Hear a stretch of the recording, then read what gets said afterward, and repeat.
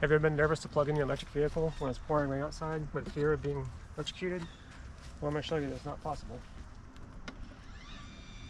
Alright, give me some rain.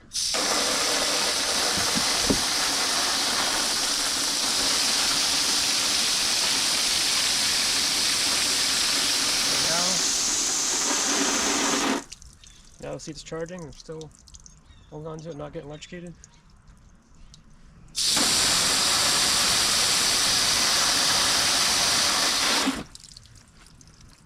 Even dunked it in a bucket of water. I hand it on, I still don't get electrocuted.